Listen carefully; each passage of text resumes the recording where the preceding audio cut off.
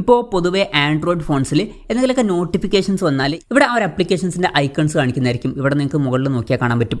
ഇപ്പം ആ ഒരു ഐക്കൺസ് നിങ്ങൾക്ക് അവിടെ കാണിക്കേണ്ട എന്നുണ്ടെങ്കിൽ അത് ഓഫ് ചെയ്ത് വെക്കാവുന്നതാണ്. ഈ ഒരു വീഡിയോയിൽ നമ്മൾ നോക്കാൻ പോകുന്നത് അതെങ്ങനെ ചെയ്യാം എന്നുള്ളതിനെ കുറിച്ചിട്ടാണ്. അതിന് വേണ്ടിയിട്ട് സെറ്റിംഗ്സ് ഓപ്പൺ ചെയ്യുക. സെറ്റിംഗ്സ് ഓപ്പൺ ചെയ്താൽ ഇപ്പം ഇതിൽ ഡിസ്പ്ലേ എന്നുള്ള ഓപ്ഷൻ കാണാൻ പറ്റും. അതിൽ ക്ലിക്ക് ചെയ്യുക. ക്ലിക്ക് ചെയ്താൽ താഴത്തോട്ട് സ്ക്രോൾ ചെയ്യുമ്പം നമുക്ക് control centre and notification shade എന്നുള്ള കാണാൻ പറ്റും. അതിൽ ക്ലിക്ക് ചെയ്യുക.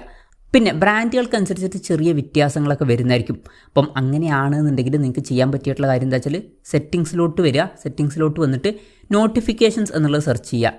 നോട്ടിഫിക്കേഷൻസ് എന്ന് സെർച്ച് ചെയ്താൽ തന്നെ ഈ ഒരു ഓപ്ഷൻ നമുക്ക് ഇവിടെ എവിടെയെങ്കിലും കാണാൻ പറ്റും. ജസ്റ്റ് ഇതിലൊന്ന് തപ്പിയാൽ മതി. ഇവിടെ ഇപ്പോൾ നിങ്ങൾക്ക് നോക്കിയാൽ കാണാൻ പറ്റും ഷോ നോട്ടിഫിക്കേഷൻ ഐക്കൺസ് എന്നുള്ളത്. അതിൽ ജസ്റ്റ് ക്ലിക്ക് ചെയ്താൽ നേരെ ഈ ഒരു പേജിൽ എത്തുന്നതായിരിക്കും.